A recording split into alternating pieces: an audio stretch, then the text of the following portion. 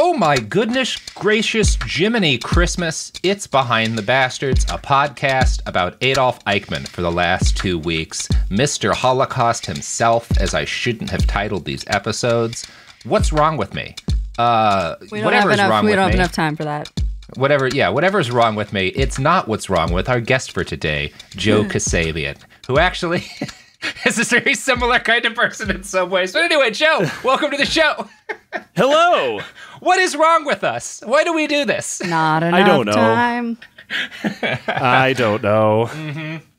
All I know is that we're talking about friend of the pod, Adolf Eichmann, who is, the head of the Jewish desk for genocide at the SD at this point.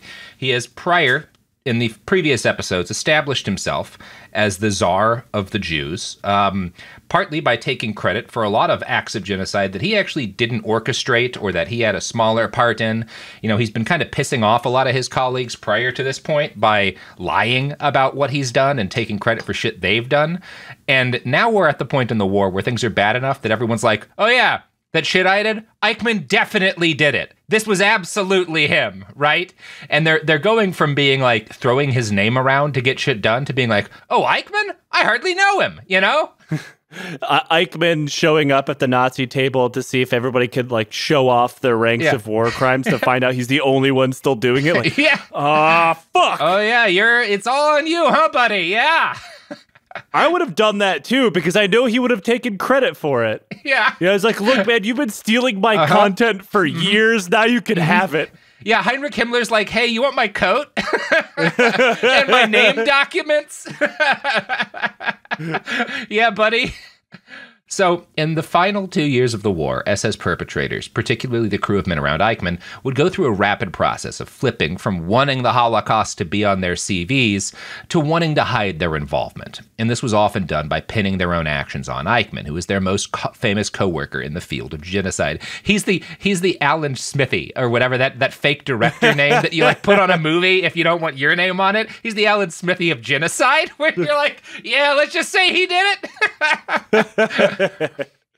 The Allies consciously sought to spook top Nazis in the final years of the war, and so the Allies, and it's very fair to critique the Allies, to critique Roosevelt, to critique even Eisenhower, of not doing enough to put a stop to the Holocaust, because they don't. They absolutely don't. Choices were made not to bomb railroads, and they knew what was happening. They had reports. This is on them, right? It's part of why Eisenhower acts so strongly to document what had happened afterwards, is he feels bad. He knows he could have done more, right? And they straight up refused to bomb Auschwitz when there was an agent inside, I'm probably mispronouncing his name, but Witold Pilecki, begged them to bomb it. Look, we would all rather die. Stop it now. Right. Yeah. That was the underground take inside the camps. We would rather all fucking die. Please blow this place up with us in it. If it stops. And they just said no. Yeah, and they said no. One thing the Allies do that does save some lives, right? Not enough, but some, is they start broadcasting the names of SS mass murderers on illegal radio stations that are broadcasting into occupied territory, saying, we know who you are, and if you cut the shit off right now, you might have a chance of surviving post-war. This doesn't save enough. The old doxing. Right. Some number of guys are like, yeah, I'm going to pull back a little bit, right? And that does save some number of lives. Not nearly enough, but it's a thing that they're doing, right? And this is partly why people start pulling back and letting Eichmann take more credit and trying to, because they're like, oh, I heard my name on the radio. That's not good. Have you heard how fast the Russians are advancing? Shit. I am already running west. Yeah. Expunging the evidence of their own complicity and putting it on Eichmann was made easier by the fact that the self-proclaimed Tsar of the Jews seemed to have no overt sense of self-preservation or desire to deny his role even once it became clear that this was going to be bad for him. He must have noticed the rapid change among his colleagues. Bettina Stangneth writes that in the last year of the war, his friends stopped meeting him for lunch. Quote, even though and I love this part, even though the canteen in Eichmann's office building was one of the few who have remained untouched by the air raids, right? He's the only guy in the working kitchen, and we won't go to lunch with him. That's how bad his position is. Sad Eichmann sitting alone at lunch. Yeah. Does no one know that my kitchen is still working? you guys want to trade? My mom only packed me PB&J. And they are all starving. And they're like, nah, but I'm not going to eat there, bro. Like, you don't want to be seen next to that motherfucker, right? Fuck that. I'm boiling my boots. This sucks. Is so toxic, people will give up the guarantee of a full belly to avoid being seen next to him. He would later complain about the whiplash of being dumped so unceremoniously by the whole SS elite, and complain that a few years earlier, people couldn't do enough to invite me to ministers' meetings or to unofficial meetings, private dinners, and such like. But once the Russians broke through in Poland, he became a sort of ghost, right? He's like, man, a year ago, 2 years ago, I was at every dinner. No one even wants to eat at my place anymore. We used to be cool, man. What happened? What happened, right? For his part, while Eichmann didn't seek to erase his own record, he did later claim that he spent the last months of the war engaged just in simple logistics tasks, right? Oh, I wasn't doing any more genocide at this point. I was trying to make sure enough food made it into Berlin for the defenders, right? That my office had enough defenses for the fighting, right? Like I wasn't involved in anything horrible, right? Just normal war stuff. This is a lie. By the end of 44, even the most deluded SS officials knew their goose was cooked, and also they had no more goose to eat. A decision was made. And no more goose to step. Yeah, there's no more gooses to step or to eat. A decision was made that, even if the war against the Allies was going to be lost, they still had to win the war against the Jews. Therefore, the killing would continue right up until the last possible minute. Even if, and they make the choice, trains with critical war materiel are diverted from propping up the front line to the task of sending Jews to death camps. They choose, the high command, Hitler and the military brass, choose the Holocaust over delaying the Russians. Outstanding. Well done, boys. Yeah. Heinrich Himmler personally approved such actions, and he had one-on-one meetings with Eichmann to ensure that Eichmann was properly briefed and supported to manage this task. While Hitler retreated to his bunker and travel within the Reich grew increasingly dangerous, Eichmann spent the last months of the war on the move constantly. Stengnath writes, Eichmann was involved in the very last extermination campaign, the gassing of Ravensbrück concentration camp. On January 26, 1945, Otto Moll's notorious Special Commando was sent to the camp with its gas vans, and gas chambers were also erected there. One of his duties, Eichmann's duties, was to gather up famous Jews interned in different lower security camps. Some prominent intellectuals and celebrities had been kept in comparatively survivable accommodations in places like Theresienstadt, Theresienstadt is like the nice concentration camp. And as we'll say, I don't mean it was a nice place. I mean it was the best of the camps to be in, right? If memory serves me correctly, it was the one that they set up to bring the Red Cross to. Yes, that's what we're about to talk about. That's Eichmann's job, right? And this is Theresienstadt is comparatively nice because, as you said, it's meant to be a show camp that you can display to the internet. Death camps? No! These are just camps for like political, we've got to have, everyone has some of these, right? And that's true. It's just a labor camp for England has concentration camps for Germans, right? They're not death camps. They're just and there's a difference between the two, right? You're just concentrating people in a concentration camp. And that's, the Germans are like, no, our camp is just like what the English have for Germans, right? These are people who are politically unreliable, but we're not killing them. No, right? We would never do that. This is why if you're a Jew who's internationally famous and gets caught, obviously a good number of those people do get killed, but a lot of them are put in Theresienstadt for a while because, well, people are going to want to know what's happened to this guy. And if we can show him or her in Theresienstadt, right, it'll keep the international community from thinking things are as bad as they are, right? Yeah, and we can handle them later. And yeah, we will handle it. And a lot of these people do get killed. They're just kept there for a while, right? And these same prominent Jews that it was hoped might provide leverage for men like Himmler, right? Once the war gets late enough, like, well, now we don't want to kill these guys, but like if we've got these famous Jews that we've kept kind of in the fridge, right? They're preserved. We can maybe trade them to let guys like Himmler escape, right? We'll trade them to the Allies post-war to keep our own asses safe. So man, I don't think there's anybody famous enough for that to work. No, not by the end of this shit. Eichmann's job then is to both ensure some of these people are safe, and also you have to convince them to keep their mouths shut about the murders they'd witnessed. For example, after that last gassing at Ravensbrück, Eichmann transfers several women from Ravensbrück to Theresienstadt in February of 1945, and he meets with them personally to basically be like, hey, y'all are gonna live. The Red Cross is going to come here soon. What did you see at Ravensbrück, right? You didn't see any genocide, did you? And let me remind you, This is a pinky swear. yeah, this is a pinky swear, right? You wouldn't break a pinky swear to Eichmann, would you? One of these women, Charlotte Salzberger, required Eichmann questioning her in a very polite manner about the extermination.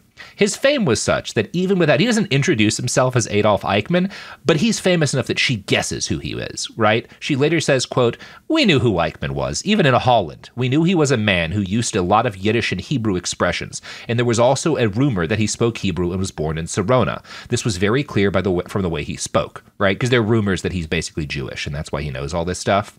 Yeah. Right. Yep. He's had those rumors for a while now. Yeah. He spent some time asking them inconsequential details about their lives. Be like, so what were you up to? How are you? Like, try to be friendly, right? He tries to be good cop before he pivots to the bad cop part of his routine. Quote, "How was your weekend? How was your weekend? This is a nice place, right? Campy. We got you some chocolate last week, right? Everything's been good, huh?"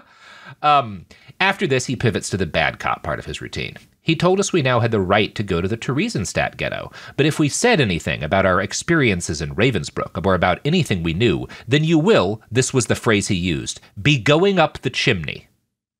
Oof, God. Yeah, he's still our Eichmann, Within days of this, Eichmann himself was in Theresienstadt to prepare for what would be the last visit by the International Committee of the Red Cross. So again, Eichmann is the guy who is show managing these Red Cross visits at the camp. While being internationally famous for murdering millions of people. Yes, it's already known that he's doing a lot of this. Now, as I noted before, this was the nice concentration camp. Nazi propaganda describes Theresienstadt as being located in a spa town where elderly Jews could retire, right?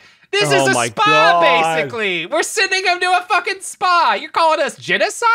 Come on.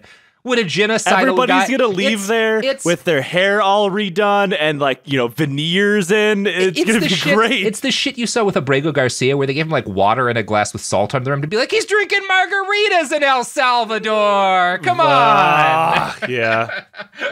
So, some famous Jewish internees are kept there, but the camp is also used as a transit camp for Czech Jews on their way to the killing centers. So this is not a nice place by any objective standards. In 1942 alone, so many people were dying due to starvation and disease at Theresienstadt that the Nazis built a crematorium capable of handling 200 bodies a day. Roughly, and again, this is the nice concentration camp. 33,000 Jews die in Theresienstadt itself. And this is the nice place. Yeah. I can't exaggerate how bad all of this is.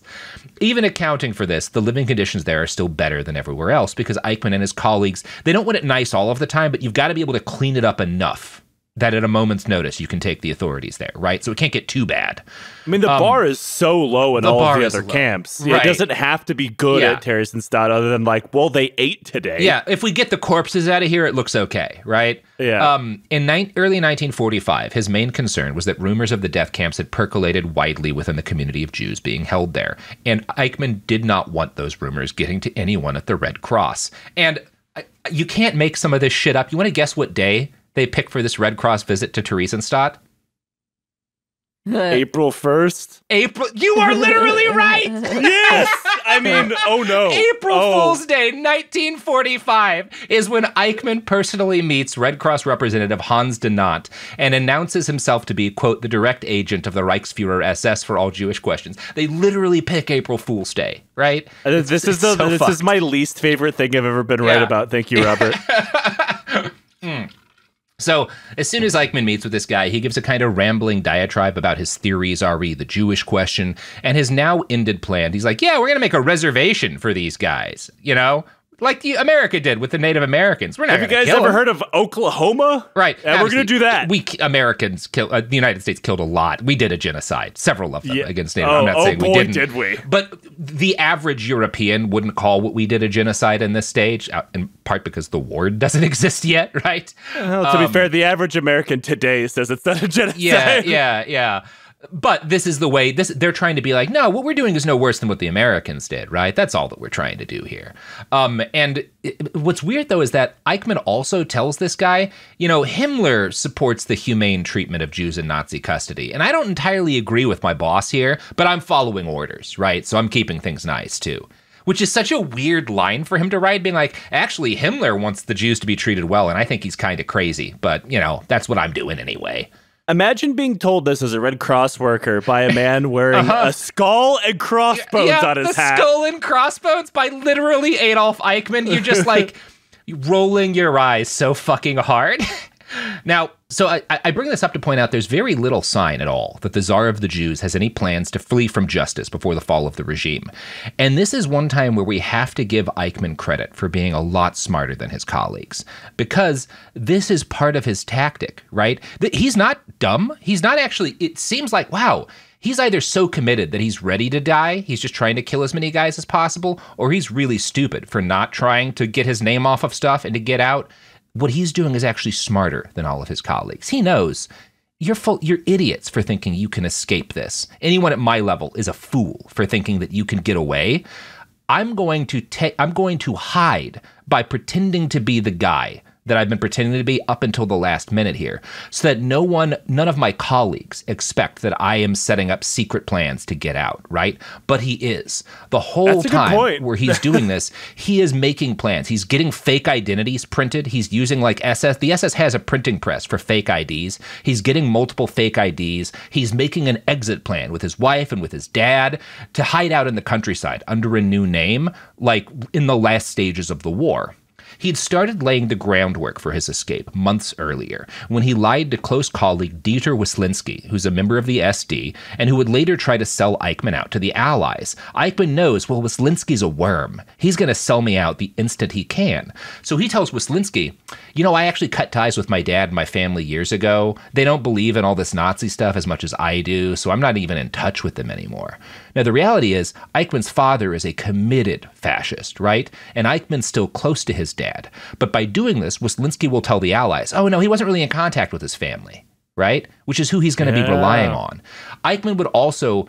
So there's this guy, the Grand Mufti of Jerusalem, who's an Arab nationalist and a Muslim leader with deep Nazi sympathies. And he spends a lot of World War II hiding out in the Third Reich, and he is super on board the genocide. Eichmann lies a lot and pretends that he and the Mufti are really close. They have nothing more than like a passing connection, right? They're not actually that tight, which isn't, I'm not saying that to say that the Mufti is a monster, right? But yeah, seems like a real piece of shit. He and Eichmann don't know each other well, but Eichmann pretends they're close friends. And at the end of the war, he's telling Wislinski and his other colleagues, I'm going to flee to the Middle East. The Mufti's got my back. I'm going to hide out somewhere like Syria, right? Which some guys in the SS do. And so when Wislinski starts being questioned by the Allies, he's like, oh no, his family wouldn't hide him. They hated him. He's got some connection with the Mufti. He's fleeing for the Middle East, right? You got to start looking for him there or trying to make his way there, right?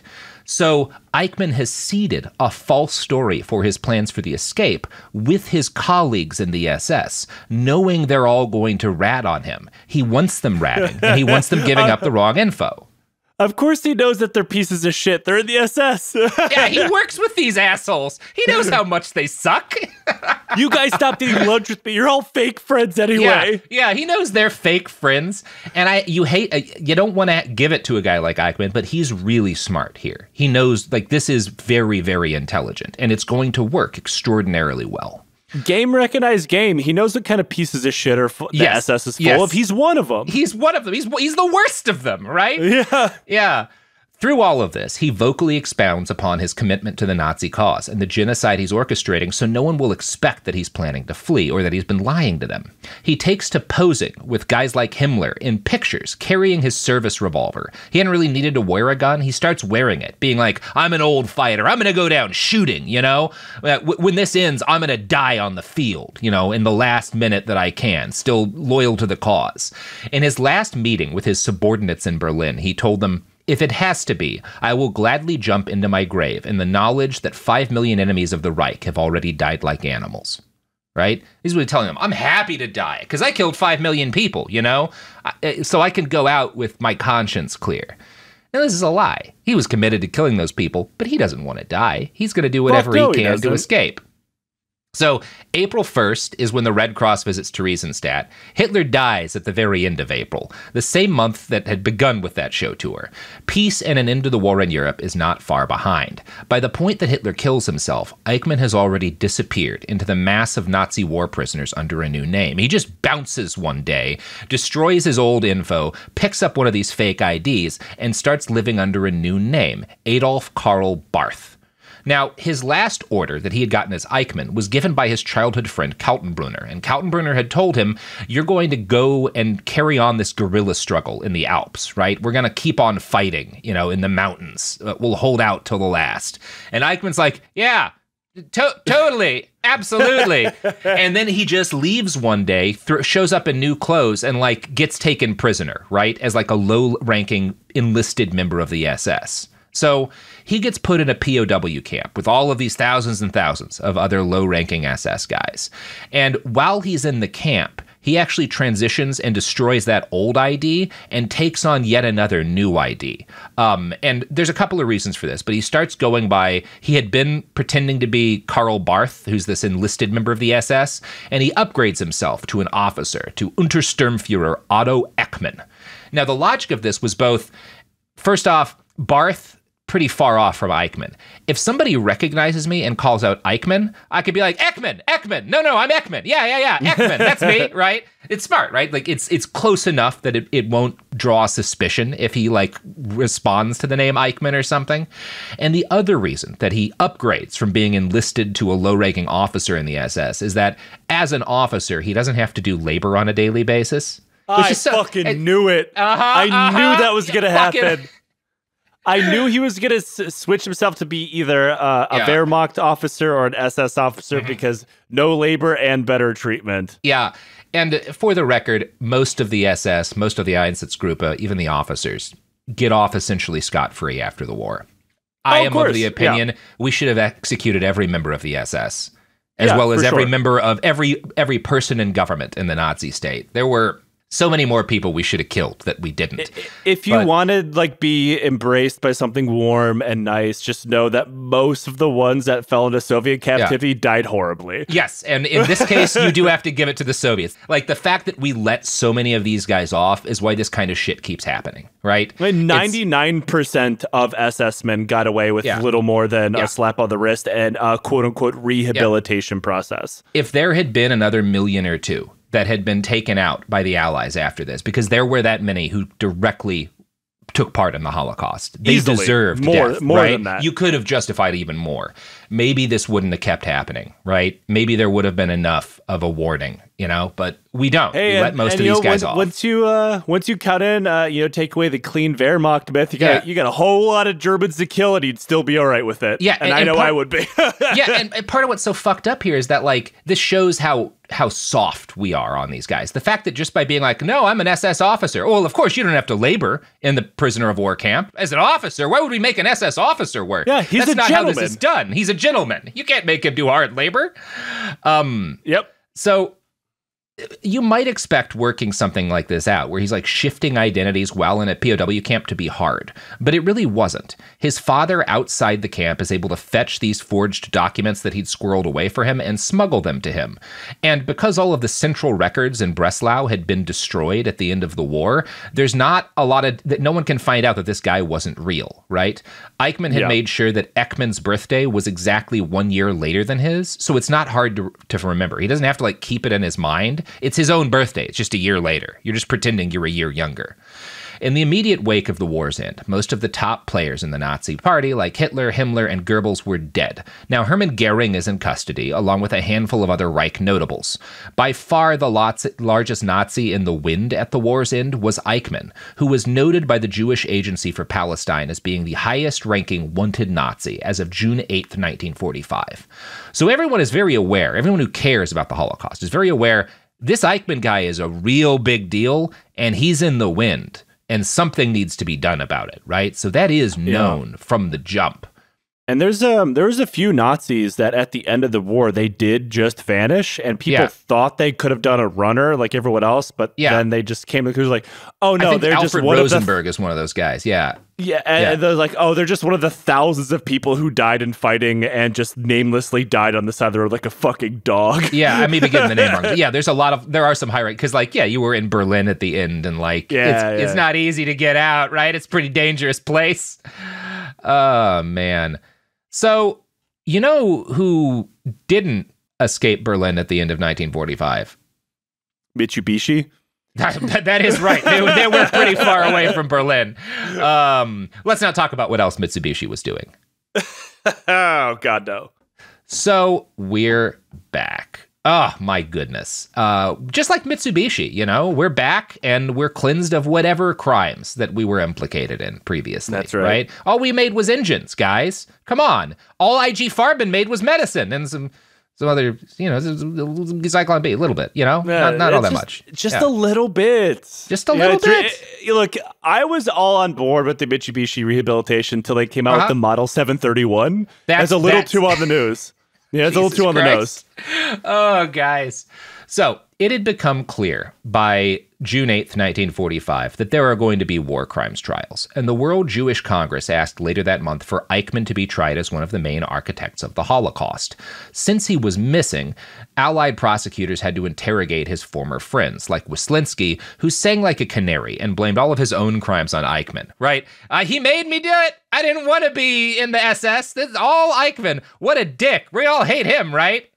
Everybody would agree with me. Everybody hates him. You guys should get him. Yeah, you should get him. I'm basically a victim. He was so mean to me. Like, you don't even know. So while Eichmann is interned as Ekman, there were attempts to catch hiding war criminals within the massive SS prisoners. The Allies know some of the big dudes are in this massive prisoners that we got to get. Some of them are hiding as Wehrmacht prisoners, right? Mm-hmm. He later recalled the days when, quote, Jewish commissions would visit the camp. Quote, we had to line up. They sized me up, yes, seeing if they could spot any mugs they recognized. We had the lineup by company, and there was a commission of maybe 15 of these, and then he uses a slur. They went carefully up and down the rows, staring each of us right in the kisser. Yes, me too, right in the mug, all smiles. We weren't allowed to speak, or we'd have called them all kinds of names. And when they were done, 2 steps forward and on to the next line. Right? And he recalls this later while he's in fucking Argentina with a sneering sort of arrogant glee that they had me. They were face to face with me and they couldn't catch me. Ha ha ha. Now, this is true that he does get away, that he is that close to these guys and they miss him. But he doesn't feel safe, right? He doesn't actually feel this is a very dangerous position for him. Part of why is that the comradeliness, a lot of these guys in the SS know, Ekman is in our company? I don't remember there being an Ekman in our company. This guy there's something sketchy here, right? I mean, all these guys got captured together. They were probably in units together. They probably didn't know each other all that long due to, all the mass casualties. Right. But they were at least familiar with one another. And now this guy comes in as Something's officer. Weird about this Ekman was that guy your commander? He wasn't my commander. You remember Ekman being around? I don't remember Ekman. Sounds like Eichmann a lot, Yeah. He looks fucking familiar. In the war, these guys are all comrades. We're all on the same side, right? And that comradeliness between Nazis burns up very quickly after the regime falls, and its crimes become impossible to deny. There are enough soldiers in the camp who know that this guy isn't who he says he was, and they don't feel safe there. So Eichmann begins to arrange his escape. I want to be clear that Eichmann's fame, which he had aggressively cultivated, was the only reason that he was in danger here. The Allies did not consider the Holocaust a priority in terms of prosecution. During the Nuremberg trial, only one man was assigned to documenting and charging prisoners over the genocide. Stangneth notes, quote, the prosecution was also cautious about placing too much emphasis on Jewish affairs for fear of being criticized by their own countries. So during Nuremberg, we're we don't want to do that much Holocaust prosecuting, because then our own people might say we're being too soft on the Jews, that this is all about the Jews to us. And there's still a lot of anti-Semitism going around here. Just so fucking much. And this had been part of why Roosevelt doesn't do more prior to and during the war to save Jewish people is consciously. There are people in his administration that are like, yeah, we didn't want to be seen as, we didn't want this. We were trying to work up, getting America involved in the war was hard, right? It was super controversial.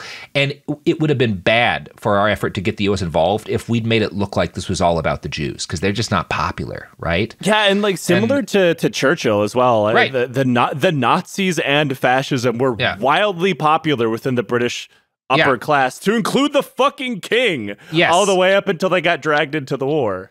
And this is a thing where it's like, in terms of Roosevelt, it is like that. You wouldn't want to be in his position, where it's like, well, the right thing to have done would have been to put the Holocaust first and foremost, but maybe that stops you from being able to get involved as quickly. Maybe it cuts the support you need to try and start to keep getting arms to the UK. This is I don't think he makes the right option, but everyone is so shitty, right? It's such a difficult position to be in, where you're like, well, maybe doing the right thing here makes it harder to actually beat these guys, right? That's how they're thinking. Now, by the time Nuremberg is happening, it's just cowardice, right? And lingering anti-Semitism on behalf of the Allies. So they're like, we don't want to be seen as being, is this all being about the Jews to us, right? Yep. Wislinski is the guy who gives most of the testimony about Eichmann that would become a central part of Eichmann's post-war mythos as the architect of the Holocaust. As we've stated, this is an exaggeration. Wislinski makes Eichmann out to be a bigger player than he was because he's trying to protect himself. Wislinski's like, the bigger a deal I make Eichmann, the less likely they are to kill me. And this does not work out for Wislinski. He is extradited to Czechoslovakia and hanged for war crimes in 1948. So it doesn't work, but it does create the myth. It does help really bolster this myth in the public eye.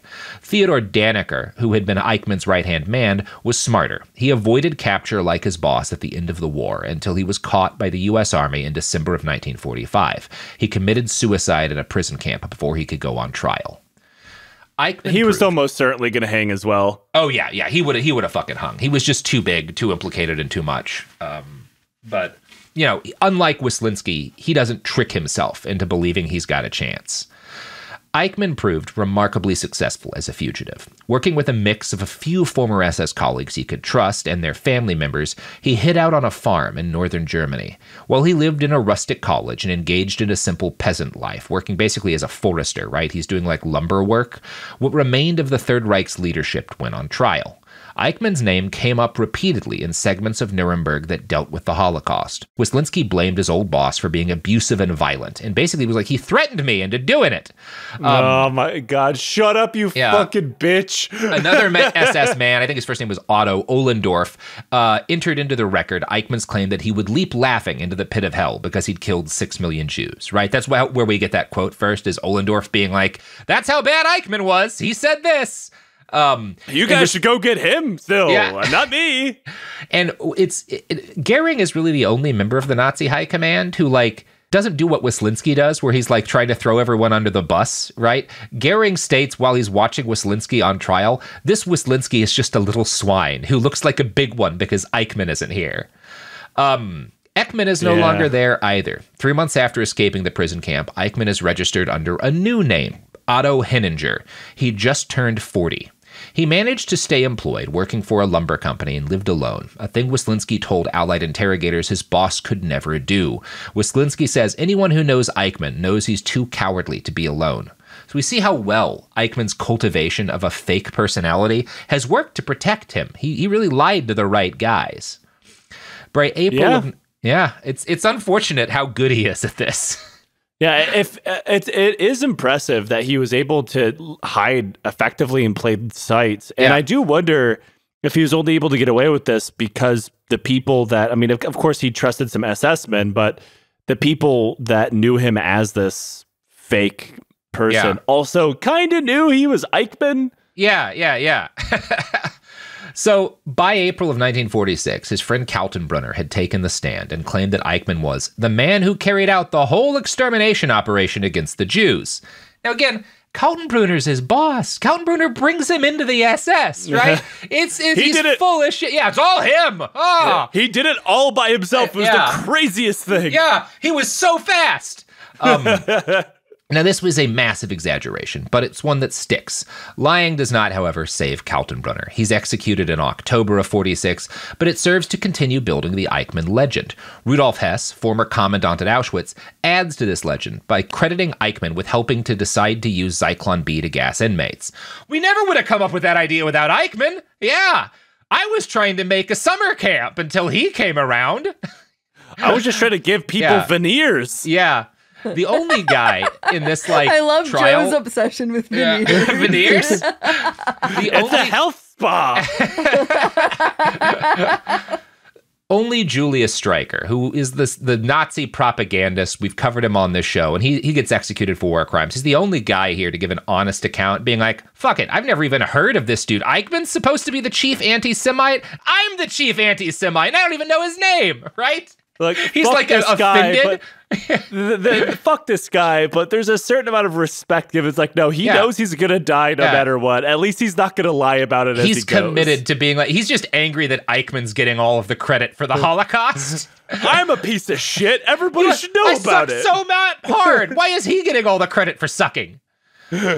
While the legend of Eichmann takes shape, the real man used his time in semi-captivity to start writing his memoirs. This is a bold move for a man who knows he's going to be captured and tried at any minute, or he could be. And it speaks to the fact that Eichmann is still very much a true believer. And he wants still to get credit for his work furthering a great historic cause. He thinks someday the worm will turn again and we'll be seen as heroes. And I have to document how cool I was during the war, right? Real Stringer Bell moments, though, right? Like, are you taking notes on a criminal conspiracy? On the Holocaust? So while he's in hiding out, he reads voraciously about every news article on the trials, and he documents the Nazi genocide, cutting out mentions of his own name. He's cutting out the articles that mention him and pasting them into like a scrapbook, right? While he's hiding as a forestry guy. God, there's something off-putting about him scrapbooking. Yeah, that he's fucking scrapbooking. He follows the growth of his legend and the increasing obsession among different Jewish organizations with finding him and bringing him to justice. Aside from this, though, he lives a normal life. He even attends a coworker's wedding in 1947, where he's photographed in this like rural location. And the fact of it is, if he'd stayed there forever, he might have lived the rest of his life in isolation. But he doesn't want to live in isolation. He wants to live with his wife Vera and raise his kids. And they're never going to be able to do that in Germany. Vera is under constant surveillance, right? The Allies are watching her, figuring he's going to reach out at some point, and then we'll catch him, right? She is claiming at this point that she divorced Eichmann in March of 1945, and she and Eichmann's father tried to report him dead in 1947, claiming that they'd heard that he died fighting in Prague. The Allies don't really buy this, but that's kind of what they're attempting to do. It's not fully clear when Eichmann makes the decision to flee Europe for Argentina, but we know that he starts the process of getting his paperwork in order in 1948. From pop culture alone, you're probably aware that a lot of Nazis escaped into Argentina after the war, and it's worth discussing why and how. The first reason is that Argentina has a long tradition of hiring German military officers to train their soldiers. This is going on way before World War II, right? So there's a lot of sympathy for Germany and for fascism in Argentina. Future dictator Juan Perón of Argentina received training in Mussolini's Italy while he was a young soldier and was attached to the Italian army from 1939 to 1940. The Argentine government was formally neutral, but deeply sympathetic to Nazi Germany, as was a sizable chunk of the Catholic Church. In 1946, Cardinal Caggiano, the Bishop of Rosario and leader of a far-right anti-communist Catholic action group, visited Pope Pius VII. David Cesarini writes, quote, Caggiano proposed to set up a pontifical commission of assistance that would provide identification papers for displaced persons and refugees in Europe. More precisely, Caggiano wanted to help anti-communist fascists, Nazis, and their collaborators, who were now on the run. So Caggiano goes to the Pope and is like, we have to create a humanitarian commission to help refugees from Europe, get their documentation. And by refugees, he means members of the SS, right?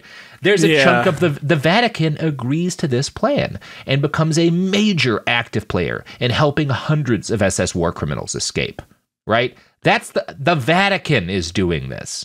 I mean, at least I can't think of anything else the Vatican's ever done recently. So at least they've seen really the error of their ways. For the Vatican. Jesus. Yeah. Normally they're on the up and up. Yeah.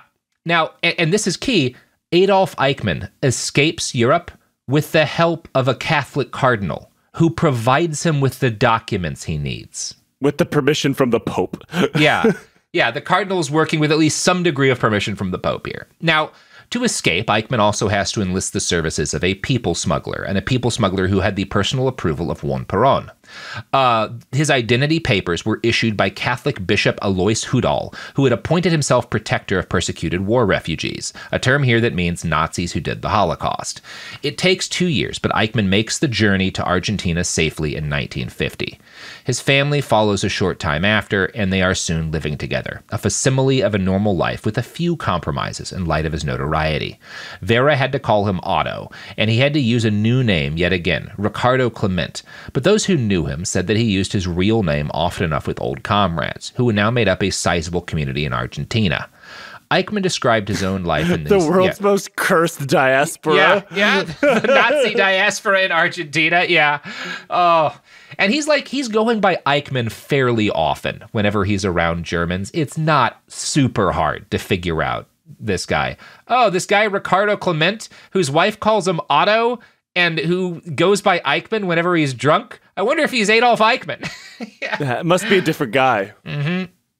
He lives a bucolic life in this period, though. He works for a hydroelectric power station for a while, and he leads survey missions deep into the mountains, exploring on horseback and climbing mountains. He takes his 2 young boys with him regularly and teaches them to hike and fish and ride horses while he worked. That job eventually falls apart in the mid-50s, but he gets a better one, managing a rabbit farm, right? There's a little bit of like historical symmetry here. Heinrich Himmler, before joining the Nazi party, is a chicken farmer, right? Yeah, yeah. And Eichmann, after the war, runs a rabbit farm. Meanwhile, while they're in Argentina, his wife gives birth to 2 additional sons. He has to build a home from scratch with his own hands for his newly expanding family to live in, and they take in 2 dogs, a German Shepherd and a Dachshund. In short, he lives the kind of calm, pleasant life that his work had denied millions of European Jews. David Cesarini writes, "Relations within the family were much as in any other. His sons were good-looking and sociable. There was no shortage of girlfriends. Klaus had already been engaged to a local girl in Tucumán and was the first to marry, move out, and bring grandchildren into the family. But generational relations were not smooth. Eichmann looked upon his sons as boorish, interested only in trivial pleasures. They, in turn, thought he was authoritarian. Klaus told journalists in 1966, 'You will not believe how strict he was. Our old man was very strict.' You won't believe this, but Adolf Eichmann was kind of a dick as a dad." Whoa. Man, my dad is a real Nazi. Yeah, he's kind of a Nazi, if you get my drift. My dad, Adolf Eichmann, is a real Adolf Eichmann. Yeah, he's a real Eichmann character. So, when Cesarini's book was published in 2004, his understanding was that Eichmann didn't talk politics with his kids and forbade them from bringing anything about the family up outside of the house. This is an exaggeration, to say the least. However, even back then, before Stangneth's book, there was documentation of Eichmann writing on the war and his connections to other old Nazis. Cesarini wrote, quote, "His marginalia in works that fell into the hands of investigators indicate that he remained an unrepentant Nazi. For example, he took exception to Gerhard Bolt's The Last Days of the Reich Chancellery because the author took an anti-Nazi line. At one point in the book, Eichmann scrawled in the margins, 'With swine like these, the war was bound to be lost.' On the end papers, he jotted down his 3-line credo. It could all be summed up as duty and obedience to orders." One good friend post-war was the former SS Special Forces Commando Otto Skorzeny, who introduced him to a Waffen-SS veteran named William Sasson, who'd himself been tried for war crimes in absentia. These men helped to induct Eichmann into a community of unrepentant fascists, and Eichmann leaned into the reputation he'd accrued as the architect of the Holocaust. Among these friends, it was an asset again. Eichmann and other Nazis of the Sasson set felt no need to hide their opinions from the world. Sasson starts editing a far-right German-language newspaper, Der Weg, which was so fascist that Perón's government eventually suspends it from open publication, right? Like, that's how bad this is when they get heat internationally. And it was Sasson who introduced Eichmann to the only other Nazi émigré at his level of notoriety, Dr. Joseph Mengele. Evidently, the two did not get along. Eichmann's frustrated because Mengele's got family money, so he's still rich while he's hiding. Well, Eichmann, they're like kind of poor while they're hiding out in Argentina. They're not like super comfortable. And he's like, why does Mengele get to have money? You know, I suck just as bad. My family did build tractors. Yeah. He also, this is so funny. Mengele, and this is kind of like Mengele's being a dick to Eichmann. He's like, well, you know, if you guys are having trouble with money, I can be your family doctor for free. And I think Eichmann declines. I've seen your work. I'm not a fan. Yeah, I don't think Dr. Mengele's going to be the family doctor. Oh, Adolf, it seems that your daughter has a bit of a cough. Have you considered injecting bleach into her eyes? Yeah. Oh, it's so fun. It's so funny too that Mengele does that as kind of like a dick move. He's like, well, if you're having trouble with money, I can be the like he knows what it means to offer to be the family doctor. He knows nobody wants him to be the family doctor. Yeah. The man just smells like corpse. Yeah, he knows he's Joseph Mengele. So Sasson had been a military propagandist during the war, and he ghost wrote after the war. He ghost writes biographies for several SS veterans. He proposed working with Eichmann to lay out a full history of the final solution, one that told the Nazi truth. Sasson meant to minimize the number of people who had been killed and to cleanse Germany of its war guilt over the Holocaust. He also wanted to clear Hitler's name. Eichmann has, let's say, different ambitions, and the result of their interviews was, in Cesarini's words, sometimes blackly comic. And I'm going to quote from Cesarini's book, Eichmann, His Life and Crimes here. Eichmann initially welcomed the chance to unburden himself to someone who was both knowledgeable and supposedly sympathetic. I was happy to be able for once to talk about the whole complex matter and to some extent dispose of it. But he discovered that Sasson had a perspective that was not wholly in accord with his own. While he was happy to record that Heydrich had received a Führer order to exterminate the Jews, Sasson questioned whether Hitler was truly responsible and wanted hard evidence for such a directive.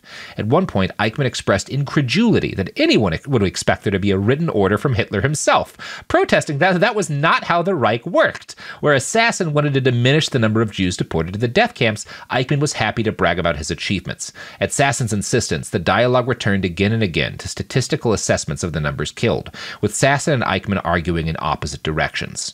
The wine consumed during the sessions loosened Eichmann's tongue more than was good for him. His self-pity and self-aggrandizing equally led to incriminating statements. He regretted his weakness in not being able to overcome the obstacles in the way of eliminating all the Jews.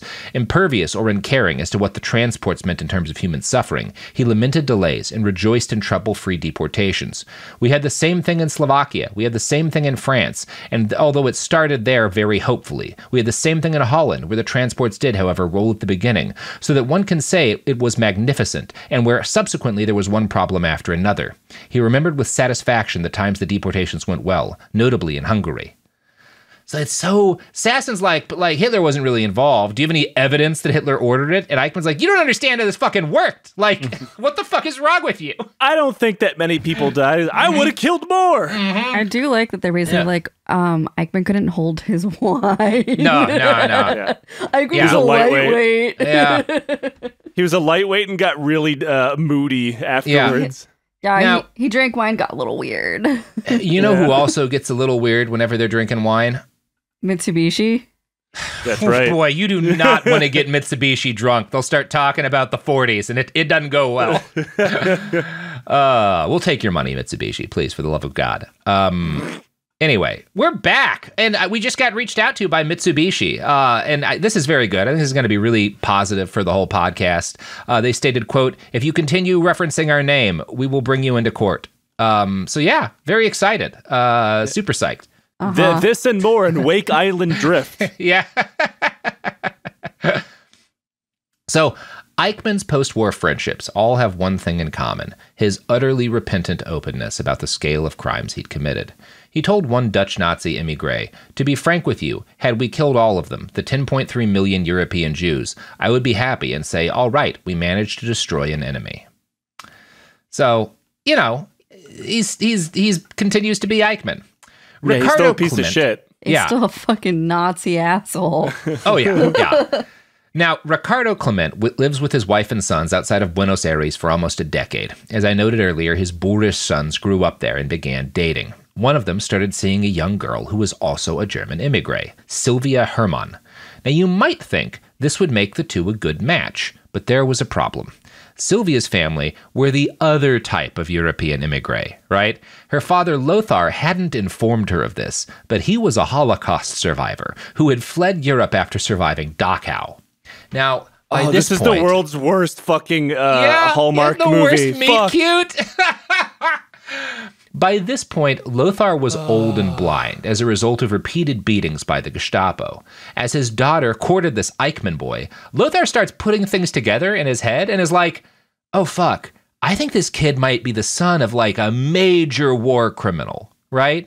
Now, these are initially just suspicions, and the family moves away from the area not long afterwards, so Lothar doesn't think a lot more about this until 1957, when he comes across news coverage of another Nazi back in Frankfurt.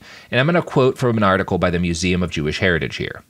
Lothar's realization that Ricardo Klement may in fact be Adolf Eichmann led him to the chief prosecutor of the West German state Hessen, Fritz Bauer. In order to pursue Eichmann and make a case for investigation, Bauer needed evidence. Bauer, who acted outside his official role as chief prosecutor, was concerned that his colleagues were Nazi sympathizers and would thwart the investigation.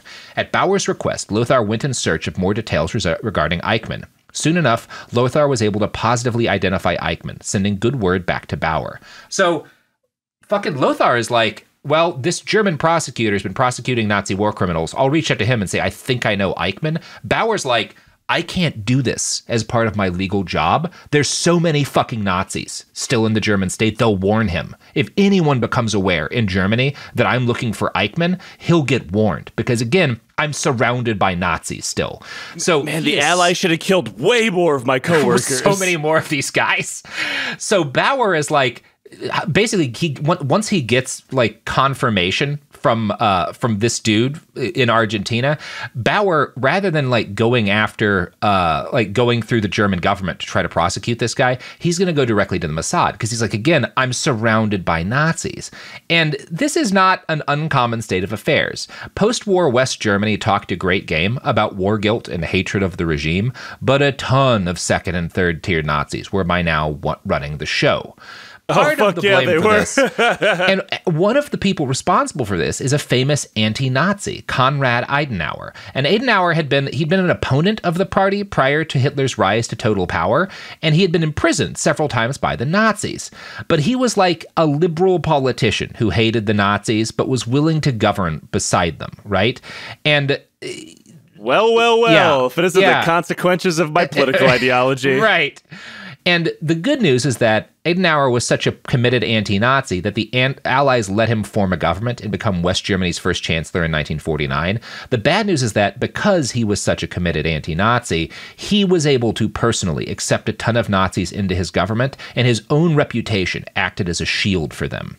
Per the Irish Times, quote, challenged on this many times by political rivals and foreign critics, Adenauer hit back that one does not have to throw out the dirty water as long as one doesn't have any clean water, right? Well, everybody who knows how to run the state is so implicated in Nazism, we can't afford to punish them all. Otherwise, we won't be able to have a Germany. We got to have a Germany, right? Counterpoint. What if we didn't? Yeah. Now, in 1957, Eichmann had actually written an open letter under his own name to Adenauer, right?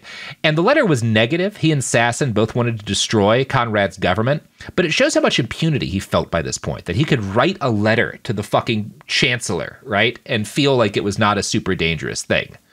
Now, since he couldn't trust his colleagues anymore, but did trust Lothar's snooping, our boy Bauer sent the information about Eichmann back to the Mossad, who had a whole Nazi hunting division at this point and were ready to use it. In May of 1960, they sent 11 agents to Argentina. After weeks of gumshoe work to track Eichmann down and case his home and the pattern of his daily life, they launched an operation to kidnap him and spirit him to Jerusalem. Now, there's a whole long story here, and I'm really boiling out the details because it's the best-known part of Eichmann's life, and it's really not super worth into us getting into detail here about it. But the short of it is, they capture the fucker, and he winds up on trial for his many crimes in Jerusalem. Now, the exact form that this trial takes is the work of David Ben-Gurion, who's the prime minister of Israel and for whom this was not just a matter of justice, but a matter of personal political pride. Hannah Arendt, in her famous coverage of the trial, described Ben-Gurion's motivations this way, quote, and this is from Eichmann in Jerusalem. There was the lesson to the non-Jewish world. I want to establish before the nations of the world how millions of people, because they happen to be Jews, and 1 million babies, because they happen to be Jewish babies, were murdered by the Nazis. That's Ben-Gurion's words. Or, in the words of Devar, the organ of Ben-Gurion's Mapai party, let the world opinion know this, that not in Nazi Germany alone was responsible for the destruction of 6 million Jews of Europe. Hence, again, in Ben-Gurion's own words, we want the nations of the world to know, and they should be ashamed. The Jews in the diaspora were to remember how 4,000-year-old Judaism, with its spiritual creations, its ethical strivings, its messianic aspirations, had always faced a hostile world, how the Jews had degenerated until they went to their death like sheep, and how only the establishment of a Jewish state had enabled Jews to hit back, as Israelis had done in the War of Independence, in the Suez Adventure, and in the almost daily incidents on Israel's unhappy borders. And if the Jews outside Israel had to be shown the difference between Israeli heroism and Jewish submissive weakness, there was a complementary lesson for the Israelis. For, quote, the generation of Israelis who have grown up since the Holocaust were in danger of losing their ties with the Jewish people, and by implication with their own history. It is necessary that our youth remember what happened to the Jewish peoples. We want them to know the tragic facts of our history. And this is Arendt writing, that Ben-Gurion, he doesn't just want to see this guy brought to justice because he's a Nazi. He wants to see this guy brought to justice because the story of Eichmann highlights how cowardly the European Jews were, that they let themselves be slaughtered, and that's different from the heroic Israelis who are willing to fight, right? That's part of why Ben-Gurion puts this trial on, right? There is a propaganda angle here. There was a lot of very disgusting language that was used towards European hideous. Jews, despite the fact that a lot of these guys are descended from them or their kids or their neighbors or whatever. And it's absolutely horrible. Yeah. And this is something, Arendt is very critical of Israel and sees a lot of the problems that are going to result in the shit we're seeing today very early on. She sees a lot of the horror of like what's done to the Palestinians. She sees a lot of what's coming, and she's deeply critical of why this, not that Eichmann's on trial, she obviously thinks he needs to be, but she's deeply critical about why he's being put on trial and what else is happening here. You've heard of the imperial boomerang. This is the genocidal boomerang. Right. And there's a lot of good modern criticism of Arendt and of her writing in Eichmann in Jerusalem, because her picture of Eichmann as this banal, pencil-pushing figure is wrong. He is, I think we've made the case, a pretty outwardly, bombastically villainous Nazi. Yeah, she fell for his personal portrayal of himself while submitting himself to a Jewish court. Right. But when it comes to dissecting Israeli policies and the message that this trial was meant to show, Arendt is incredibly incisive. And I want to make it clear here, she's not saying that what she lays out in that paragraph uncritically, right? She's not saying, and it's good that Ben-Gurion is doing that. She has deep reservations about what he's doing and about the treatment of Holocaust survivors in Europe. I'm going to quote again from Eichmann in Jerusalem. Equally superfluous was the lesson to the Jews in the diaspora, who hardly needed a great catastrophe in which a third of their people perished to be convinced of the world's hostility. Not only has their conviction of the eternal and ubiquitous nature of anti-Semitism been the most potent ideological factor in the Zionist involvement since the Dreyfus Affair, it must also have been the cause of the otherwise inexplicable readiness of the German Jewish community to begin to negotiate with Nazi authorities during the early stages of the regime. This conviction produced a fatal inability to distinguish between friend and foe. The German Jews underestimated their enemies because somehow they thought that all Gentiles were alike. And that's such an important point to make too. And this is why, we have to point out what Arendt got wrong. You need to keep this in mind, right? That both this is a lot of what Ben-Gurion's doing is totally unnecessary. And it's also based on him kind of falling into the same mistake, a different version of the same mistake that a lot of European Jews made early on, which is thinking that all the Gentiles are alike, right? Which leads them to misunderstand their enemies. One thing that really gets lost in casual discussion of Eichmann's trial in Jerusalem is that Israeli authorities also kind of put Holocaust survivors on trial for their timidity. They, of course, needed witnesses to call to discuss the details of the killing system Eichmann had helped to implement. Arendt describes, quote, the prosecutor asking witness after witness, why did you not protest? Why did you board the train? 15,000 people were standing there and hundreds of guards facing you. Why didn't you revolt and charge and attack these guards? Harped on for all it was worth. But the sad truth of the matter is that the point was ill taken, for no non-Jewish group or non-Jewish people had behaved differently. 16 years ago, while still under the direct impact of the events, a former French inmate of Buchenwald, David Rousset, described in his book the logic that obtained in all concentration camps. Quote, the triumph of the SS demands that the tortured victim allow himself to be led to the noose without protesting, that he renounce and abandon himself to the point of ceasing to affirm his identity. And it is not for nothing. It is not gratuitously, out of sheer sadism, that the SS men desire his defeat. They know that the system which succeeds in destroying its victims before he mounts the scaffold is incomparably the best for keeping a whole people in slavery, in submission. Nothing is more terrible than these processions of human beings going like dummies to their death. The court received no answer to this cruel and silly question, but one could easily have found an answer had he permitted his imagination to dwell for a few minutes on the fate of those Dutch Jews who in 1941, in the old Jewish quarter of Amsterdam, dared to attack a German security police detachment. 430 Jews were arrested in reprisal, and they were literally tortured to death, being sent first to Buchenwald and then to the Austrian camp of Mauthausen. Month after month, they died 1,000 deaths, and every single one of them would have envied his brethren in Auschwitz had he known about them. There exist many things considerably worse than death, and the SS saw to it that none of them was ever very far from the mind and imagination of their victims. In this respect, perhaps even more significantly than in others, the deliberate attempt in Jerusalem to tell only the Jewish side of the story distorted the truth, even the Jewish truth. And this is such an important criticism, that not only are the victims of Eichmann also on trial in Jerusalem, but that by framing it this way, by being so obsessed with, well, why didn't they fight more? And by being so obsessed with just the Jewish victims of the Holocaust, they're distorting even the story of the Jewish victims of the Holocaust, that's also happening here. Mm-hmm, mm-hmm. And it's something that continues to happen with, unfortunately, Israeli history of the downplaying of the other victims and even other genocides as well, in order to tell their own crafted version of it, of going like sheep to the slaughter, is a famous quote. And was even used as a rallying cry by, I believe his name was Abner Kovner. Kovner, yes.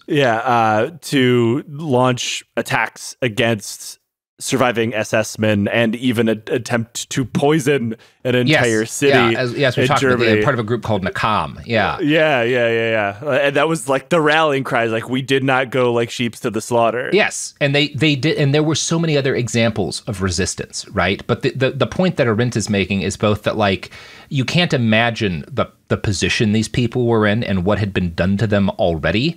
And also, like, the degree of, like, critiquing them for this, they acted like everyone else. And we know this because every other group that was targeted by the Nazis, that was put into this system, they more or less all behaved similarly, right? Of course. Like, this is not just a problem with Jewish people in Europe. This was just this was a result of the sheer amount of violence that was deployed and what it does to people. It happens with every genocide. And this story gets told with every genocide. I am Armenian, and Armenians tell the same thing, that like they put their own history through the same thing. Well, why did they just walk off like that and do as they were told? They're like, how fucking stupid are you? Yeah.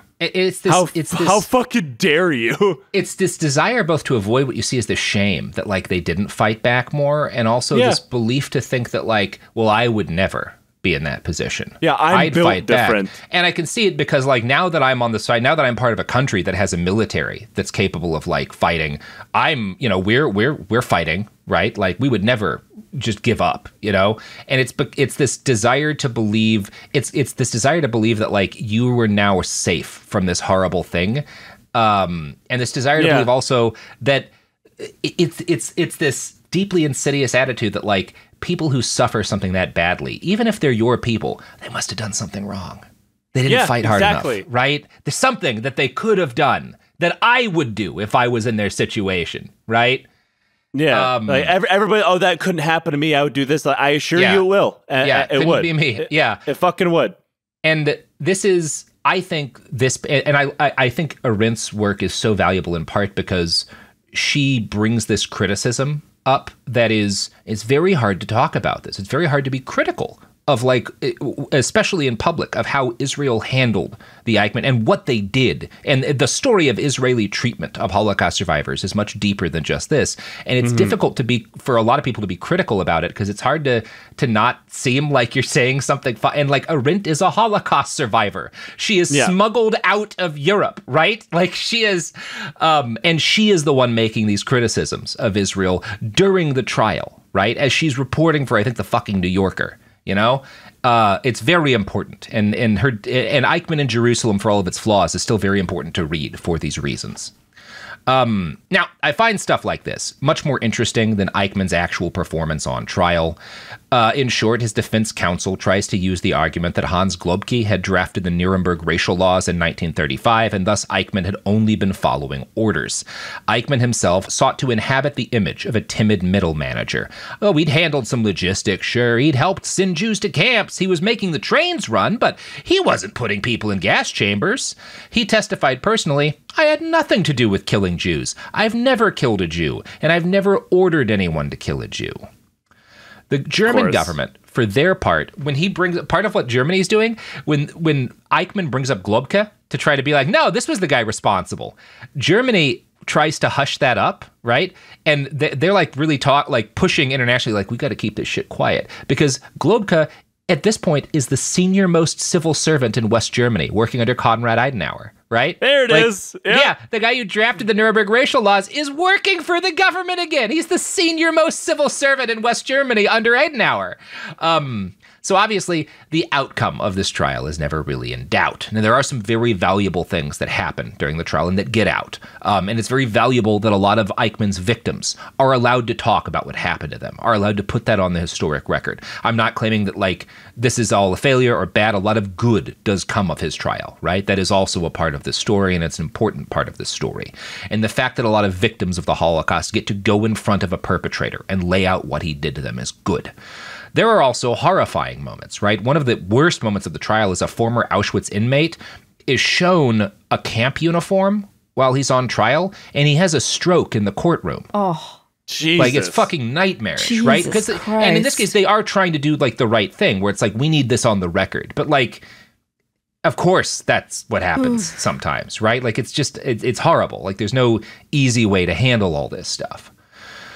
On December 11th and 12th in 1961, the court declared Adolf Eichmann guilty of crimes against the Jewish people and humanity as a whole. He was sentenced to death by hanging and executed on June 1st, 1962. He died unrepentant. And that's the Eichmann story. Yeah. I mean, it's not surprising he went screaming to hell, refusing to admit that he was wrong. Yeah. No. Yep. That scans. Yep. Good, I guess. Yep. Yeah. I'm glad it ended that way rather than going out the Mengele way, which dying of a heart attack while swimming. Yeah. Yeah. Oh, man. Though, admittedly, I feel like drowning would be a lot worse. So who's to say? Yeah, who's to say? I mean, I don't know. My grandma nearly drowned to death and always had said it was a pretty pleasant way to go. Like, you feel really warm and nice at the end. I don't know. I've never drowned. Well, do we know if Israel did it right and he didn't strangle to death? I feel like that's something that an Israeli prison guard would fuck up on purpose. Yeah. I mean, I don't think he, like, it wasn't like, because that happens to a lot of the Nuremberg guys, like the hangman, like, purposefully fucks up. Ruled. Yeah, we've done episodes on him as like a pretty cool guy. Just a drunk guy who wanted to strangle a lot of Nazis and accidentally kind of rip their heads off. He was the right man for the job. Yeah, he is executed by hanging. I don't think he was particularly fucked up. It should have been. Oh, that's unfortunate. Yeah, do it the slow way. Like, oh no, Israel, we built can't it too fuck low. up the one thing we want you to fuck up. Yeah, really screw over this hanging. Yeah. Anyway, well, if you ever get a chance to hang a Nazi, be bad at it. Exactly. Yeah. The only way to be good at that job is by fucking it up harder than you fucked up. No, anything you fucked up before. Drunk. You've got to really practice to be incompetent at this. There you go. Yeah. Yeah. All right, everybody. Listen to Joe's podcast. Listen to Joe's podcast. Yeah. Yeah. If you want to know more about, actually weird that this everything you bring up keeps coming back to a series that we've done, but we did a series on Otto Skorzeny. He's a psycho. He's a psycho. You could listen to that series that we did, or one of the other 300 or so episodes we've done over the last 70 years. You'll find something you like. It's called Lions Led by Donkeys. Listen to it. We have a Patreon. Check it out. Mm-hmm. Yeah, check out their Patreon and go do something happy now. Have fun.